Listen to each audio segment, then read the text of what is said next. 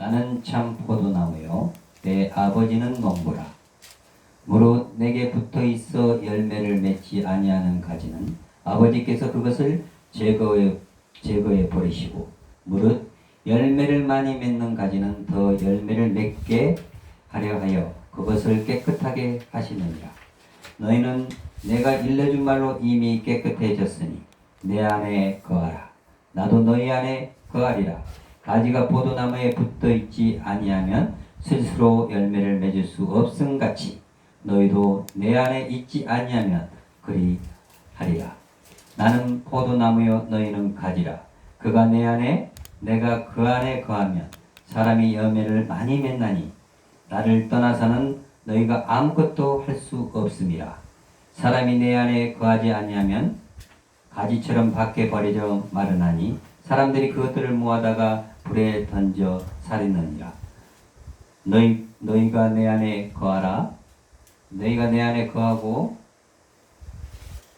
내 말이 너희 안에 거하면 무엇이든지 원한 대로 구하라. 그리하면 이루리라. 아멘. 네, 오늘의 말씀은 나는 포도나무요 라는 제목을 가지고 말씀을 전하겠습니다. 요즘 텔레비전과 뉴스 신문을 보면 한마디로 그냥 나쁜 소식, 밴뉴스로 가득 차 있는 것을 우리가 봅니다. 듣기 좋은 소식이 없습니다. 며칠 전 그런 북핵 문제라든지 북한 미사일, 미사일을 통해서 많은 우리가 위협을 느끼고 있고, 또 요즘에는 교사 자살 소식, 또한 묻지마 이런 살인사건을 통해서 우리가 우리 이웃을 믿지 못하고 힘들어하는 그런 세상을 우리가 살아가고 있습니다. 그러나 맑은 소식이 하나 있습니다. 가을 하늘처럼 가슴을 가슴을 펴게 만드는 굿뉴스가 발견되었습니다. 여러분도 그 뉴스를 들은 적이 있을 것이에요. 이 좋은 소식은 전북 고창고 송성면 화성농장에서 들려온 소식입니다. 포도나무 한 그루에 포도가 3,000송이가 열렸다고 합니다. 자, 포도나무 한 송이에 4,000그루. 놀라질 않네요. 포도나무 한 그루에 4,000송이가 열렸대요. 그게 일본에서 3,000송이가 열려서 그게 세계적인 기네스북에 올라 있다고 합니다. 그런데 우리나라에 4,000송이, 4,000송이가 열리게 된 겁니다. 그래서 기네스북이 깨지게 된 겁니다. 그래서 우리나라가 다시 기네스북에 오르게 되었는데요. 이 4,000송이는 우리가 봐도 그 한 포도나무 하나에 4,000송이가 열린다는 것은 이건 기적이라고 할 수 있습니다. 이 해성농장 대표인 도덕현 대표께서는 이름도 좀 이상해. 이름도 좀 웃기죠? 도덕현. 도덕. 재미가 있죠? 도덕현이에요. 이런 기적의 열매를 거둘 수 있었던 비밀은 일반적인 재배 방법을 좀 뛰어넘는 포도나무의 상태를 잘 이해하고 자가 제조한 퇴비를 이용한 철저한 토양 관리, 또 환경 관리, 그리고 유기농 재배를 통해서 건강한 나무를 갖고 온 것이 이런 기적 같은 풍성한 열매를 거둘 수 있었던 것이라고 합니다. 오늘 우리가 함께 읽은 성경 본문은 나는 참 포도나무라는 말씀으로 시작하게 됩니다. 오늘도 나는 참 포도나무라는 노래도 있죠. 그것도 이 요한복음 15장 1절에서 8절까지의 말씀을 기준으로 하고 제가 작곡을 한번 해본 겁니다. 여러분들 처음 듣는 노래일 수도 있습니다. 근데 이 요한복음 15장에 보면은 나는 참 포도나무다. 나는 참 포도나무. 그럼 예수님이 포도나무고, 그러면 저기 하나님은 뭘까요? 하나님은 농부입니다. 농부. 하나님은 농부시고, 그리고 나는 뭐예요? 가지라. 가지. 자, 그래서 에, 우리 성경 말씀을 보면 요한복음에 나는 무엇이라는 말씀이 예수님의 자기 개선이 자기 계시가 7번 등장하는 그런 내용을 볼 수가 있어요. 그래서 I am 나는 7번 등장합니다. 근데 마지막 7번째입니다. 나는 참 포도나무요. 오늘의 본문의 요지는 참 포도나무가 되시는 예수님께서 가지가 되는 우리가 신자들이 연합되어 있을 때 우리의 삶을 통해서 맺어지는 열매를 봅니다. 아마도 예수님이 다락방에서 말씀을 나눌 때 창문 밖으로 포도 열매가 보였을지 모릅니다. 혹시 그렇지 않으면 오늘 본문이 15장인데 14장 마지막 절에 31절을 보면 일어나 여기를 떠나자 라는 말씀으로 14장이 끝납니다. 아마 13장에 예수님께서 제자들의 밭을 씻겨주시고 교훈을 베푸신 후에 일어나 이 다락방을 떠났을지 모릅니다. 저녁 무렵 황혼에 빛깔이 쳐 기도원 시냇가를 향해 비치고 있는 시각, 그 곁에 비탈진 길에 포도나무에서 열매가 맺힐 때 길을 가다가 주셨을 말씀일 가능성도 있다는 것입니다. 이 말씀이 오늘 읽은 요한복음 15장 1절에서 8절까지의 말씀이 우리 예수님께서 그 2000년 전에 주셨던 말씀이죠. 어쨌든 포도나무의 교훈, 그날 예수님이 제자들에게 주고자 하는 그 교훈은 무엇이었을까요? 포도나무는 오늘날에 여러 가지 제목으로 쓰여지고 있지만은 예수님 당시에는 포도나무가 한 가지 목적으로 재배되었습니다. 요즘에는 꽃꽂이가 발전해서 꽃꽂이라든지 아니면 또 여러 가지 이제 제목으로 인테리어 제목으로 이렇게 사용하기도 하고 그렇지만은 예수님 당시는 이 포도나무가 한 가지 목적을 가지고 태어났습니다. 이게 그 자라게 됐습니다. 그러니까 이 포도나무를 재배하는 원인, 그 이유는 딱 한 가지입니다. 열매를 많이 맺기 위해서. 그래서 예수님께서는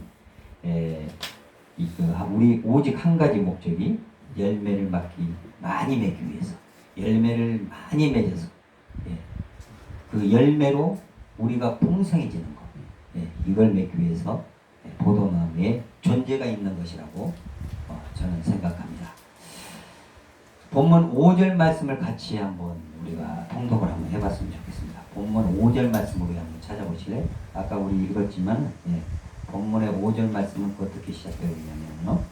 우리 같이 한번 읽어보죠. 시작. 나는 포도나무여 너희는 가지라. 그가 내 안에 내가 그 안에 거하면 사람이 열매를 많이 맺나니 나를 떠나서는 너희가 아무것도 할 수 없습니다. 그렇습니다. 우리는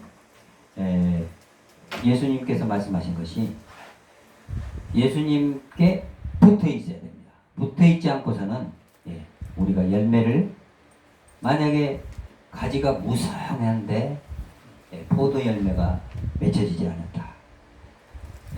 그러면 그거는 가지가 나무에 붙어 있지 않았다고 이렇게 생각하면 됩니다. 그러면 어떻게 하면 이 열매를 많이 맺힐 수 있는가? 우리가 8절 한번 다시 8절 한번 같이 읽어봅시다. 8절을 읽어보면요. 자, 8절에 보면 무슨 말씀이 나오냐면 8절을 우리 같이 한번 읽어보겠습니다. 8절. 너희가 열매를 많이 맺으면 내 아버지께서 영광을 받을 것이요 너희는 내 제자가 되리라. 이렇게 얘기하고 있습니다. 자, 그래서 열매를 많이 맺게 되면 어떻게 된다고요? 하나님의 제자가 된다. 그래서 이 열매를 비교했을 때 열매, 우리가 아까 사천송이 우리 회성농장에 사천송이가 열렸다고 그랬잖아요. 그만큼 이 포도나무가 열매를 많이 맺으려면 가지가 이 나무에 붙어 있어야 되고, 또 농부이신 하나님께서 이 포도나무가 잘 가꿔져야 됩니다. 이 포도가 이제 나무 열매가 맺기 시작할 때는 이게 탁 내려가요. 밑으로 쫙 내려가서 이게 내려간 걸 그냥 두면 이게 땅에 묻히거나 아니 먼지가 쌓이거나 아니면은 이게 내려가서 진흙과 이렇게 묻게 되죠. 그럼 어떻게 되겠습니까? 썩어버리죠. 그러면 열매를 많이 맺을 수가 없다는 것입니다. 그랬을 때 하나님께서 우리를 관리해 주시는 거예요. 약간 들어주시고 또 하나님께서 뭘 하시냐면은 가지치기를 합니다. 가지치기. 우리 말씀 2장을 한번 보면요. 자, 2장으로 우리가 한번 제가 보겠습니다. 2절 15장 2절 말씀. 무릇 내게 붙어 있어 열매를 맺지 아니한 가지는 아버지께서 그것을 제거해 버리고 무릇 열매를 맺는 가지는 더 많은 열매를 맺게 하려 하여 그것을 깨끗하게 하시느니라. 이렇게 말씀하고 있습니다. 자, 그러니까 이 어떤 경우가 있었냐면은 예수님도 그 무화과 나무를 갔는데 무화과 나무가 그냥 아주 무성하게 그냥 아주 그냥 엄청나게 큰 무화과 나무가 있었는데 거기에 가서 이제 예수님께서 시장하셨어요. 그래서 무화과를 좀 따서 시장을 채우려고 그랬는데 갔더니 무화과 나무가 없어요. 무화과 열매가 없는 거예요. 열매가 가지만 무성하지. 그래서 그게 왜 예수님께서 무화과 나무를 저주를 했어요.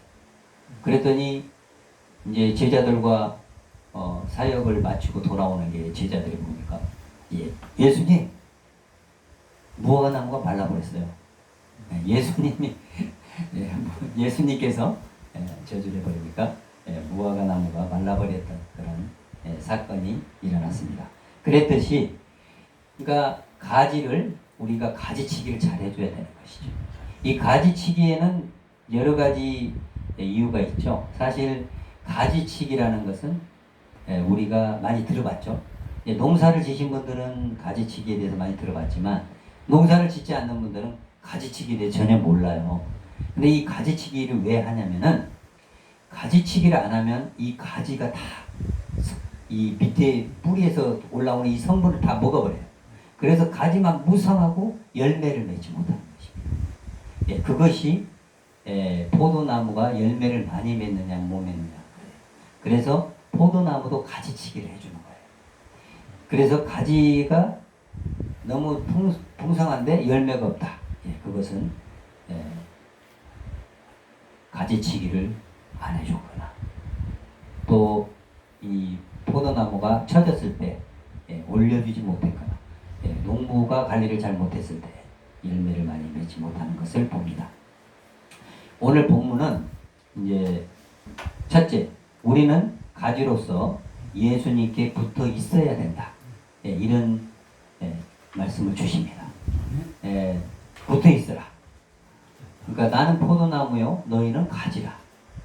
내가 너 안에, 너가 내 안에 이렇게 거하라고 하죠. 그래서 본문 5장 2절에 아까 얘기했던 것처럼 내게 붙어있어 열매를 맺지 아니한 가지는 4절에도 내 안에 거하라. 나도 너희 안에 거하리라. 가지가 포도나무에 붙어있지 아니하면 스스로 열매를 맺을 수 없음같이 너희도 내 안에 있지 아니하면 그러하리라. 저는 여기서 크리스찬인 성경의 원래의 그 본질을 여러분들에게 말씀하고자 합니다. 크리스찬이 누구일까요? 그리스도인이 누구일까요?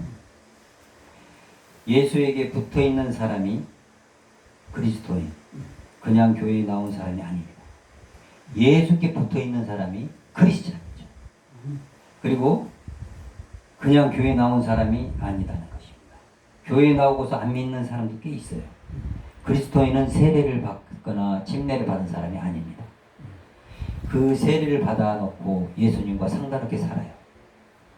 자, 그리스도인은 교회의 예배를 자리에 주일마다 출석하는 사람도 아닙니다.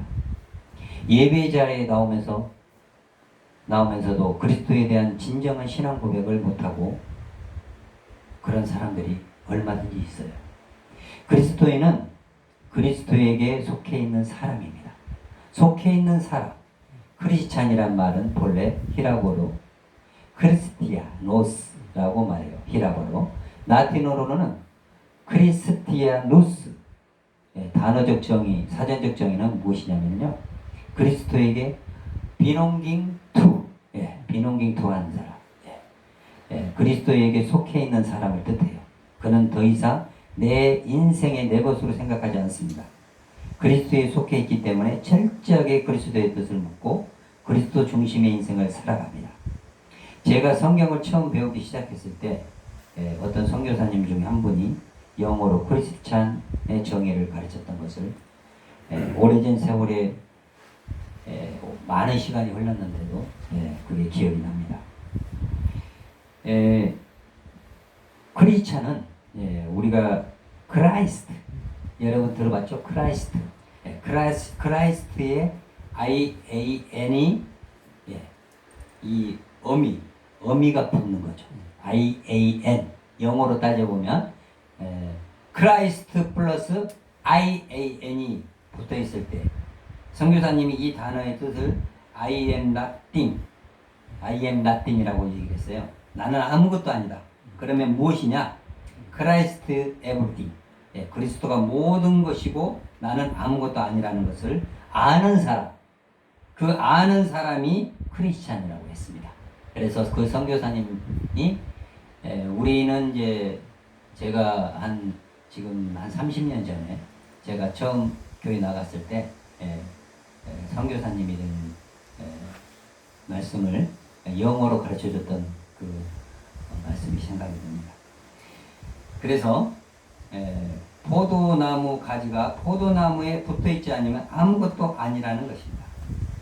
나라는 가지는 예수님께 붙어있는 사건, 이것이 인생의 최고의 사건이라는 것이죠. 가장 위대한 사건입니다. 농부인 하나님께서 가지를 깨끗하게 하고 있다는 것입니다. 아까 오직 8절 말씀에 깨끗하게 하신다고 그랬죠. 그래서 제자가 된다. 더 많은 열매를 맺기 위해서는 농부가 되시는 하나님이 관리가 필요합니다. 본문 2절에 아까 가지치기를 해야 된다고 제가 여러분들한테 말씀했고, 본문 2절에 가지치기를 해야 된다. 이런 말씀이 나오죠. 가지치기는 어떻게 보면 우리의 구원을 뺏어가 버린다. 피상적으로 생각하면 그렇게 생각할 수도 있지만 그게 아니고 가지치기와 징계가 있어요. 우리가 살다 보면 징계를 받아요. 다윗도 징계를 받았어요. 다윗도 징계를 받았는데 다윗이 어떨 때 징계를 받았냐면 3개 중에 하나를 골라라. 이런 징계도 나단 선지자를 위해서 얘기했죠. 우리아의 아내를 이제 다윗이 맞아들일 때 그 비유로 나단 선지자가 얘기했을 때도 마찬가지입니다. 징계라는 것은 우리가 잘못을 했을 때 받는 것이에요. 회개의 대가로 주님한테 해결을 하는 거예요. 징계는 해결을 받아야 돼요. 우리가 해결을 해야 돼요. 그러나 가지치기는 달라요. 근데 같은 게 있어요. 뭐냐? 고통은 똑같아요. 고통이 있습니다. 고통이. 가지치기가 고통이 있겠어 없겠어요? 이게 하나님께서 가위를 가지고 가가지고 탁탁 포도나무 가지를 이렇게 깎는 거예요. 그러면 이게 포도나무가 아플까 안 아플까요? 아프죠. 가지치기나 징계나 우리가 아픈 건 똑같다는 거예요. 그러나 가지치기는 고난이기도 하지만은 어떻게 보면 되냐면은 우리의 자아를 다루는 것입니다. 그래서 이 가지치기는 회개가 필요가 없는 거예요. 잘못이 없기 때문에 회개가 필요는 없고, 이 가지치기는 가지치기를 통해서 포도나무가 잘못이 있어서 잘라냅니까? 그건 아니고 열매를 많이 맺기 위해서. 그러니까 주님과 함께 함으로 열매를 많이 맺기 위해서 가지치기를 하는 겁니다. 가지치기를 안 하면 그 양분이 가지치기로 가기 때문에 열매를 조금 맺어요.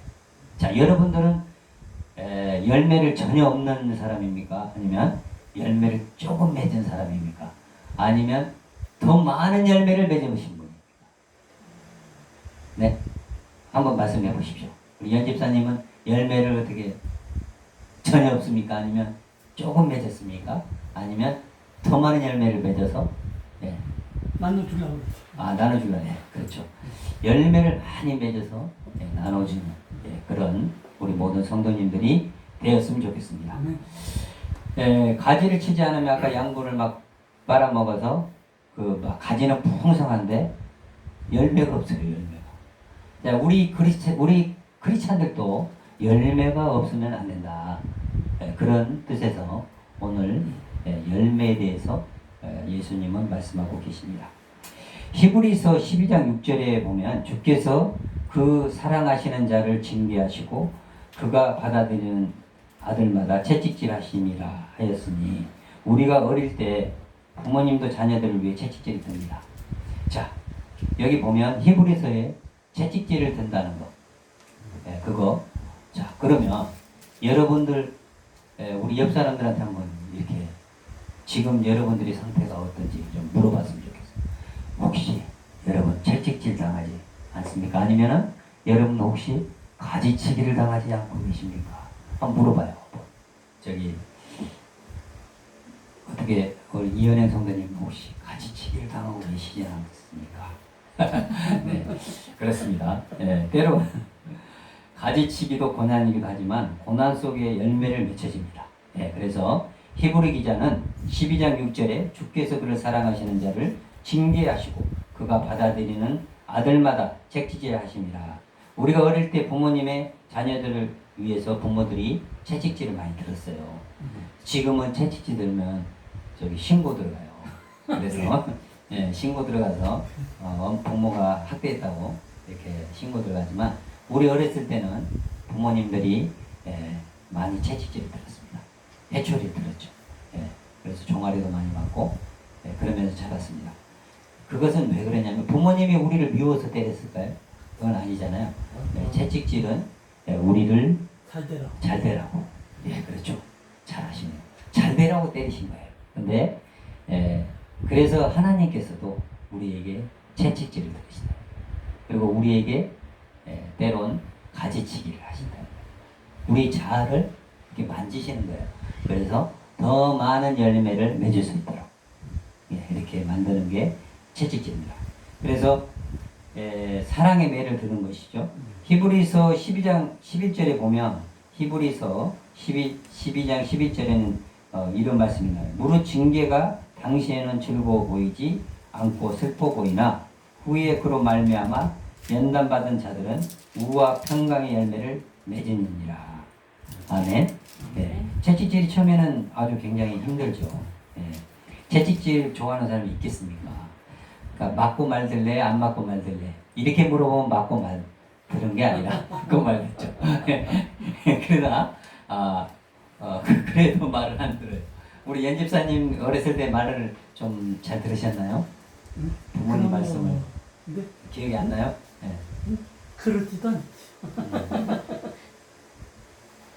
하지 마라 이렇게 좋게 말을 했는데 안 듣는 거예요. 그치. 그러니까 채찍질이 듣는 겁니다. 예. 그래서 징계의 목적은 열매를 많이 맺기 위해서지 징계는 우리의 죄를 위하여 하지만 가지치기는 우리의 자아를 위해서 아까 한다고 얘기했듯이 이 징계는 회개가 필요하고 또 가지치기는 우리들의 의를 위하여 하는 겁니다. 그러나 둘 다 이제 고통이 있다고 제가 얘기를 했는데 가지치기에는 순종이 필요해요. 순종이 필요합니다. 가지치기 했을 때 그 가지치기 한 부분에 대해서 우리는 순종하고 따라가는 게 그게 필요합니다. 바로 사도 바울이 겪었던 육체의 시련이 있었습니다. 바울은 육체의 가시도 있었습니다. 바울이 잘못 있어서도 아닙니다. 바울이 뭐 이제 나가서 아시아 전역을 돌아다니면서 교회를 세우고 또 많은 영혼들을 전도하면서 그 사람이 무슨 잘못이 있어서 바울에게 고난이 있겠습니까?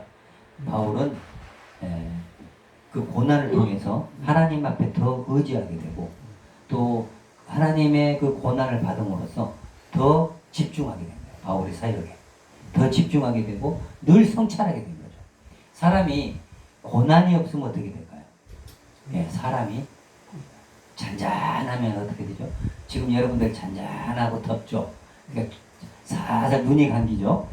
예, 지금 졸고 있는 사람도 있어요. 그러면 이 조는 게 왜 좋냐?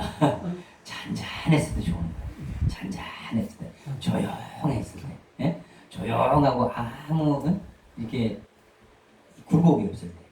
그래서 주님께서 우리에게 채찍을 들고 또 바울 사도에게도 그랬어요. 바울 사도로 따지면 예수님의 얼마나 그 순종된 종입니까? 하나님께서 얼마나 바도 사울 같은 분은 바도 사울이 없었으면 우리가 예수님을 알지 못해요. 우리 이 아시아 전 지역 또 유럽 이런 쪽 거의 우리가 예수님을 알 수가 없어요. 우리가 구원에 이르지 못했어요. 그러나 바도 사울 때문에 우리가 구원을 사도가 네? 네, 사도 바울 맞죠? 네, 제가 바울 사도 죄송합니다. 아, 제가 절고 있었나 봅니다. 네, 네, 사도 바울이죠, 사도 바울. 네, 네, 그래서 원래 바울이었는데 그렇죠. 주님께서 사도 바울로 바꿔주셨습니다. 원래 이름이 사울이에요, 사울. 예, 사울이고 이는 다메섹에서 이제 변화됐을 때 예수님께서 또 하나님께서 바울이라고 이제 지어 주셨습니다. 그래서 이 바울은 육체에 가시가 있고 그 가지를 위해서 엄청 기도했어요.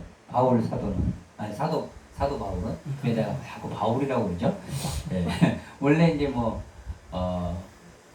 사도 바울인데 이제 사울 원래 사울에서 바울로 바뀌었고 이제 사도 바울을 통해서 하나님이 엄청난 많은 전도에 영향을 주었기 때문에 우리가 주님을 알게 되었고 우리가 이 자리에 있는 것도 사실 바울의 역할이 컸다는 겁니다. 그래서 그런 바울에게도 그렇게 많은 전도를 힘썼던 바울에게도 하나님이 가시를 줬어요. 그 가시를 보고 바울이 굉장히 기도를 했어요. 주님, 저의 가시를 어떻게 이제 성경의 학자들은 또 이런 얘기다. 간질이라고 그랬던 것 같아요. 그게 이제 뭐 몸에 가시가 있는데 성경에서는 이제 가시라고 얘기를 하는데 그게 어떻게 간질이었다. 간질이 이제 보면 갑자기 막 쓰러져가지고 이렇게 이런 현상을 간질이라고 하는데 그런 그 아픔을 준 거예요. 그래서 이제 주님께서 이제 성경학자들은 그렇게 얘기를 하죠. 그 가시를 준 것은 교만하지 않기 위해서. 그리고 아까 얘기했듯이 졸지 않기 위해서. 졸지. 이 설교 중에 졸지 않기 위해서 가시를 주는 거예요. 가시. 여러분들 가시 받으려면 좋으세요. 가시 받고 싶으시면 졸아야 돼. 가시는 그래서 우리 사도 바울은 가시를 있었는데 그걸 놓고 기도를 했어요.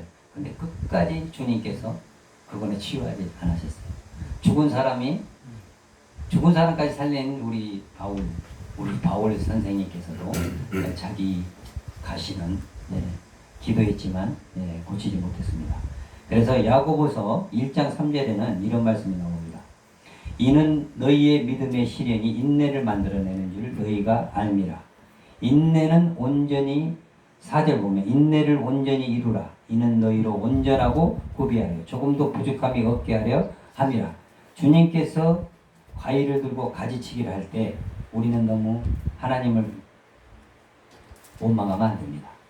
우리가 가지치기 당할 때 순종하고 그 고난과 이런 시련이 왔을 때 우리가 하나님을 너무 원망하지 않았으면 좋겠어요. 그러니까 사도 바울과 베드로는 원망하지 않았어요. 찬양했어요. 감옥에 갇혀도 찬양했잖아요. 그리고 막 두들겨 맞았죠. 감옥에 들어가면 옛날에는 두들겨 패는 게 그 첫째 일단 들어가면 두들겨 패요. 그리고 그 다음에 이제 뭐 신문을 하죠. 일단 두들겨 팬 다음에 신문을 해요. 그게 원래 감옥에 들어가면 그런답니다. 옛날에 우리나라 감옥에도 먼저 들어가면 군기를 잡는다고. 막 일단 두들겨 팬대요. 그 다음에 나중에 이제 뭐 어떻게 해라 그러면 말을 잘 듣는다는 거죠. 그래서 왜 그런 얘기가 나왔는지 모르겠지만 하여튼 두들겨 팬다는 거. 그래서 야고보서 1장에 그렇게 나와 있죠. 시련을 인내를 만들어내는 줄 너희가 알미라. 인내로 온전히 이루라. 이는 너희로 온전하고 구비하여 조금도 부족하게 없게 하려 함이라. 할렐루야. 아멘. 주님께서 가위를 가지고 가지치기를 할 때는 우리는 너무 주님을 원망해서는 안 되고 주님 앞에 순종하는 우리 모두가 되었으면 좋겠습니다. 아멘. 오히려 내가 무엇을 부족했는지 생각을 해봐야 돼요. 주님께서 가지치기를 하거나 그랬을 때는 더 초점을 맞춰야 할 우선순위가 무엇인가, 그런 것들을 정하고 더 순종할 때 더 많은 열매를 맺을 것입니다. 두 번째, 우리는 날마다 주 안에 거함을 연습해야 합니다. 우리의 삶 가운데 두 번째는 날마다 주 안에 거함을 연습해야 된다는 거죠. 우리가 주 안에 거하고 있습니까? 내가 주님 안에 거합니까? 주님이 내 안에 거하는. 그러니까 주님께서 오늘도 그래요. 내 안에 거하라. 내가 너희 안에 거하듯 너희도 내 안에 거하라. 이렇게 말씀하고 있어요. 내가 너희 안에 거하듯 너희도 내 안에 거하라. 그래서 우리는 날마다 주 안에 함께함을 연습해야 돼요. 아멘. 그게 뭐냐? 하나님의 임재 연습이라는 책이 있어요. 이게 이제 한 20, 30년 전에 나오는데, 30년 전에 나온 건데, 이게 로렌스 형제라고, 그분이 만든 책입니다. 하나님의 임재 연습. 자, 우리는 살아가면서 하나님의 임재를 느끼고 살아가느냐? 그게 중요해요. 자, 우리가 순간순간에 하나님의 임재를 느끼고 있는 거. 그게 우리가 주님에 붙어 있는 거예요. 그러니까 우리 연집사님 이렇게 다니다가 탁 넘어졌어. 그러면 넘어지면서 하는 말이 주여 이러잖아요. 살려주세요. 그게 왜 그러냐면 그게 자동으로 나오는 거예요. 주님한테 이제 붙어 있는 사람은 그런 거예요. 그래서 주님한테 붙어 있는 사람은 순간순간 이런 말을 하죠. 하나님의 임재를 내가 느끼는 거예요. 오늘 그러니까 아침에 일어나면 이렇게 인사를 한답니다. 하나님의 임재가 늘 있는 사람은, 하나님께 늘 붙어 있는 사람, 주님께 늘 붙어 있는 사람이 이렇게 얘기해요. 일어나자마자 주님, 제가 이제 일어났어요. 주님, 오늘 주님께 합당한 삶을 살기 원합니다. 이렇게 기도하면서, 그리고 눈곱을 띄면서 세수를 하면서 이제 양치도 하고 그러죠. 그렇게 하면서 하루가 시작되는 거예요. 하루 시작되면서 주님, 이제 제가 출근합니다. 제가 가는 길에 주님께서 안전 운행할 수 있도록 도와주세요. 이렇게 기도하는 거죠. 그리고 운전하다가 가다가 이제 막히거나 이랬을 때는 주님, 길을 터주세요. 네. 우리 연재사님 그런 거 많이 하잖아요. 이렇게 해주세요. 주님한테 많이 그런 기도 하시잖아요. 이게 참 순진한 기도예요. 이렇게 해주세요. 단순한 기도. 주님 도와주세요. 네. 이게 아무것도 아닌 것 같지만은 하나님과 늘 붙어있는 그게 하나님의 임재를 내 안에 체험하고 사는 겁니다. 그래서 그 임재를 체험하는 게 순간순간마다 주님한테 질문하는 거예요. 주님, 갑자기 이게 무슨 일이에요? 오늘 아침에 제가 이렇게 올라고 그러는데 차 키가 안 돌아가는 거예요. 이게. 차 키가 안 돌아가. 그래서 왜 차 키가 안 돌아가지? 이 차 키가 불량인 거예요. 차 키가. 나중에 알고 보니까. 그래서 계속 하다가 한 30분을 했어요. 교회로 와야 되는데, 교회를 가야 되는데 주님 이게 안 열려요. 안 돌아가요. 시동이 안 켜져. 차를 빼야 차가 나가는데 시동이 안 켜지는 거예요. 이게 안 돌아가는 거예요. 그래서 제가 어떻게 기도했냐면, 주님, 교회 가야 돼요. 우리 담임 목사님 기다려요.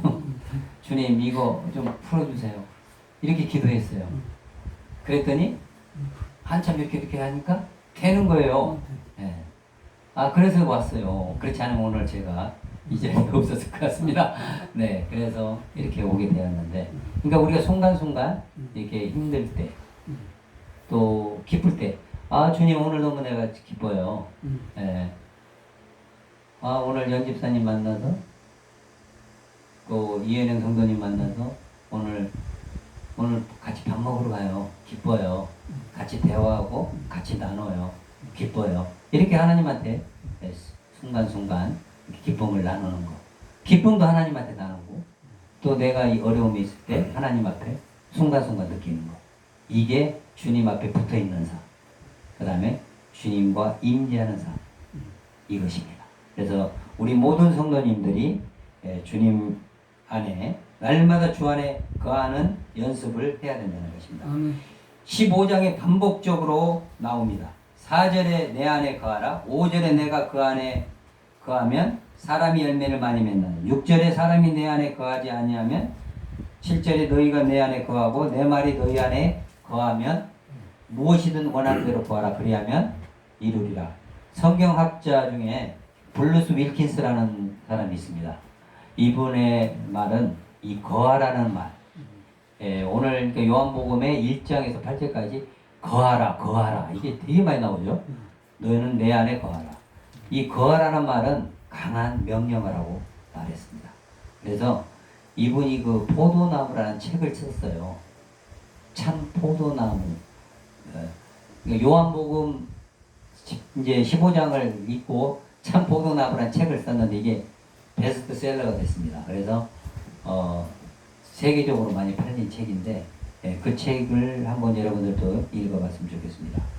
블루스 윌킨스라는 분이 썼는데 이분은 15장 7절에 다 함께 한번 우리 읽었으면 좋겠네요. 15장 7절을 한번 같이 한번 읽어볼까요? 7절. 자, 7절 찾으셨으면 7절을 우리 같이 한번 읽겠습니다. 자, 시작. 너희가 내 안에 거하고 내 말이 너희 안에 거하면 무엇이든지 원하는 대로 구하라. 그리하면 이루리라. 할렐루야. 예. 구하면 이루리라. 예. 그리고 너희가 주님 안에 거하면 어떻게 된다고요? 이루리라. 주님 안에 거했을 때. 자, 포도가 열매를 맺지 못한 게 뭐라고 그랬죠? 붙어있지 않아서. 완전히 붙어있지 않아서 그런 거예요. 그럼 여러분이 주님 안에 거하고 있지 않았을 때는 역사가 일어날까요? 안 일어날까요? 안 일어나요. 그러나 여러분들이 주님 앞에 딱 붙어있을 때 그때 기적은 일어납니다. 기적. 예. 너의 모든 아픔이가 예수 그리스도 이름으로 떠날지어다 그러면 이게 떠나는 거예요. 그래서 여러분들이 오늘 7절 말씀 것처럼 모두가 이루어지는 주님 안에 거하는 여러분들이 되길 소원합니다. 그리고 자, 말씀과 기도가 중요합니다. 기도와 말씀이 아닙니다. 우리가 어떻게 보면 말씀과 기도와 말씀 똑같은 것 같죠? 근데 그게 틀려요. 자, 그게 왜 틀린지 제가 이제 여러분들에게 설명을 하겠는데 순서가 중요합니다. 말씀과 기도와 말씀. 자, 기도와 말씀은 기도하고 말씀하는 거예요. 말씀을 보는 거잖아요. 그러나 말씀과 기도는 먼저 말씀을 보고 기도하는 거예요. 자, 그러면 조지 물러는 5만 번의 기도를 응답을 받았다는데 그 위대한 사람은 5만 번의 기도의 응답을 받았다고 그는 자서전에 자기의 그 일기에 써 있었습니다. 그래서 그 5만 번의 기도를 다 드렸는데 5만 번의 기도가 다 응답된 거예요. 이게 놀랍지 않습니까? 아까 사천송이 포도송이가 난 것도 놀랍지만은 이건 더 놀라운 거예요. 5만 번의 기도를 했는데 5만 번의 응답을 받은 분이에요. 이분이. 뮬러는 5만 번의 응답을 받았다는 위대한 기적의 사람 이 조지 뮬러는 예수를 믿고 10년 기간 기도할 때 방황했다고 합니다. 근데 왜 방황했을까요? 기도를 하려고 하면 마음이 산란해지고 집중이 안 되고 무엇을 기도해야 하는지 방황했다고 합니다. 그러는 도중에 어느 날 요한복음 7절 말씀을 붙들게 되었고 그는 그 말씀으로 기도하기를 시작하였다고 합니다. 그는 5만 번의 기도 응답을 받았다고 합니다. 이 사람의 그 5만 번의 기적이 있기에는 10년 동안 어떻게 기도해야 되는가 많이 방황을 했다는 거예요. 세 번째 말씀 안에 거해야 한다고 이렇게 얘기하고 있습니다. 사랑하는 주사랑 교회 성도 여러분, 말씀을 중심으로 기도하는 성도님들 되기를 소원합니다. 우리가 시편 1편을 1절을 읽으면서 기도하는 습관을 지켜야 합니다. 그러니까 예를 들면 아까 말씀으로 기도하. 우리 선배들 조지 뮬러는 말씀으로 기도하기를 시작했다고. 그래서 우리 선배들 많은 그 선배들이 말씀으로 기도하기 이런 말이 유행하기 시작했어요. 그래서 많은 분들이 기도를 조나단 웨드워드 이런 분들도 기도의 그 말씀으로 기도하는 법을 배웠다는 거죠. 그래서 우리가 만약 예를 들어서 시편 한번 펴봐요. 시편. 자, 시편을 딱 피면 오늘 우리가 시편 있죠? 시편은 1장 1절을 딱 피웠다고 칩시다. 그러면 복 있는 사람은 시편 1편 1절이 어떻게 되죠? 복 있는 사람은 악인의 길을 따르지 아니하고 또 죄인의 길에 서지 아니하며 또 뭐죠? 오만한 자들의 자리에 앉지 아니하고 오직 여호와의 율법을 즐거워 그의 율법을 주야로 묵상하는도다. 자, 1절을 이렇게 읽었다고 칩시다. 그러면 어떻게 기도하냐? 하나님, 복 있는 사람이 되길 원합니다. 이렇게 기도하는 거예요. 그 다음에 복 있는 사람은 악인들의 길에 따르지 않는다고 했습니다. 주님, 제가 악인들의 꾀를 따르지 아니하는 사람이 되게 해주세요. 그 다음에 죄인들의 길에 서지 아니하게 도와주시고 또 오만한 자의 자리에 앉지 않게 하시고 또 오직 주야로 주님을 묵상할 수 있는 제가 되게 하여 주시옵소서. 이런 식으로 기도를 하는 거예요. 그러면 이렇게 1절씩 놓고 기도를 한다면은 밤새도록 기도할 수가 있는 거예요. 그러나 우리가 기도를 할 때 대부분 이렇게 기도를 합니다. 아유, 우리 남편을 위해서 좀 기도하고 또 우리 자녀들을 위해서 기도하고 이제 더 이상 할 게 없어요. 뭐 우리 교인들을 좀 놓고 기도하고 교회를 위해서 좀 기도하고 그러면 이제 더 이상 기도할 게 없는 거예요. 그러나 이 말씀 복 있는 사람은 악인의 꾀에 따르지 않냐 이렇게 기도를 한다고 칩시다. 한 절을 놓고 10분 이상 기도하는 거예요. 그러면 이 성경이 지금 얼마나 이 신약 구약 다 하면 66권이잖아요. 이걸 다 보면서 기도한다면 여러분들이 밤새도록 기도해도 이게 시편 이거 다 끝나지도 않습니다. 시편 한 10편이나 읽을까요? 네, 그렇습니다. 그래서 기도를 하는 게 말씀으로 기도하기. 이게 굉장히 중요해요. 오늘 키포인트가 말씀으로 기도하기가 그러면 놀라운 기적이 일어난다는 것입니다. 하나님께서 하나님의 말씀을 가지고 기도하는데 기뻐하지 않겠어요? 여러분들의 그 개인적인 기도, 여러분들의 그 우리의 그 욕심을 위해서, 사욕을 위해서도 기도하는 경우도 있죠. 이런 기도를 많이 했었어요, 우리가. 우리의 필요한 것들을 놓고 주님 앞에 구하는 기도를 많이 했었습니다. 그러나 우리가 주님의 말씀을 가지고, 주님 말씀을 가지고 우리가 기도한다면, 우리 주님이 들을 때, 어떻게, 우리 연집사는, 그래, 참, 말씀으로 꼭 기도하는구만. 내 말을 갖고 기도해. 얼마나 이렇게 기특하게 볼 거예요. 그죠? 얼마나 그걸 기도를 안 들어줄 수가 없어요, 이게. 기도를 안 들어줄 수가 없는 거예요, 이게. 그래서 말씀을 놓고 기도하는 거. 이게 모든 우리 복정 주사랑교회 모든 성도님들에게 말씀으로 기도하는 모든 우리 여러분들 되기를 원하며 또 주님 앞에 붙어있는 주님 안에 거하는 주님의 임재를 느끼는 모든 우리 주사랑교회 모든 성도님들 되기를 소원합니다. 기도하시겠습니다. 사랑해 주님 감사합니다. 오늘 주님께서 주님 안에 붙어 있기를 원하고 주님 안에 거하기를 원하며 내가 너희 안에 거하듯이 너희가 내 안에 거하라는 주님의 말씀을 우리가 믿고 나아갑니다.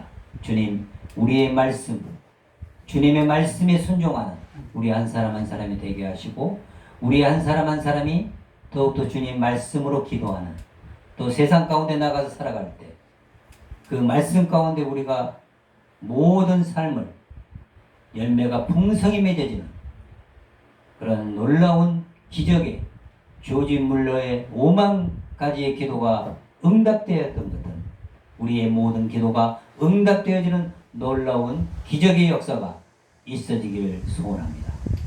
감사를 드리며 예수 그리스도 이름 받들어 기도드리옵나이다. 아멘. 오늘 찬송가 봉헌송 봉헌 찬송가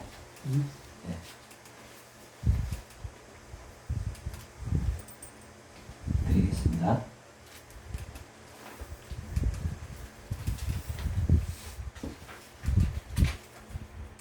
나의 생명 드리니 그거 213장입니다.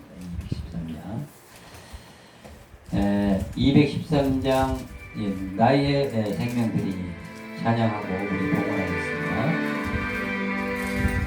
나의 생명 드리니 주여 받아주셔서 세상 살아갈 동안 찬송하게 하소서. 손과 발을 들이니 주여 받아주셔서 주